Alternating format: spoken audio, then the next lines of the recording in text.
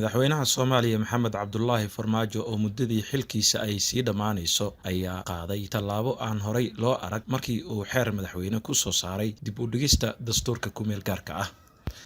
Arrintan waxay ka bilaabatay markii madaxweynihii hore Xasan Sheekh Maxamuud uu qoraal u diray labada aqal ee baarlamaanka iyo madaxweynaha kana dalbaday in baarlamaanku kulan yeesho si aanu dalka u noqon dastuur la'aan, dib u dhigisna ku sameeyo dastuurka oo baarlamaanka tobanaad lagu guuleysan waayay in afti loo qaado.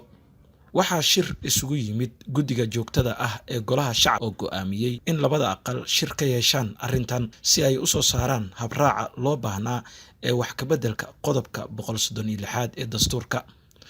Gudoomiyaha golaha shacabka ayaa qoraal dalbasho kulan ah u diray gudoomiyaha aqalka sare iyadoo lagu ballamay in kulanka labada aqal qabsoomo 23 bishan Diseembar. Laakiin waxaa si lama filaan ah arrinta u soo dhex galay madaxweyne Maxamed Cabdullaahi Farmaajo oo kulankaasi joojiyey isagoo u soo maray gudoomiye Mursal. Waxaa loo balansanaa kulan ay labada aqal ee baarlamaanka federaalka yeeshaan Arbacadii la soo dhaafay si ay isbeddel kooban ugu sameeyaan qodobka 136 ee dhaqangalka dastuurka markii la dhammaystiri waayey lana qaban waayey afti lagu ansixiyo oo dadweyne. Waxaana kulankaasi ujeedkiisu ahaa in dhammaystirka dastuurka uu baarlamaanka tobanaad u gudbiyo baarlamaanka soo socda ee 11aad. Xogta ay heshay 7 News Soomaaliya ayaa sheegaysa in madaxweynaha uu la taliyaashiisa ka helay digniin ku saabsan in haddii ay kulmaan labada aqal ay u badan tahay in codka kalsoonida u qaadaan madaxweyne Farmaajo, xubno mucaarad ahna ay wadaan qorshahaasi, sidaasina xilka uga qaadaan sidii ku dhacday ra'iisul wasaarihiisa hore Xasan Cali Khayre 25 Juulaay ee sanadkan.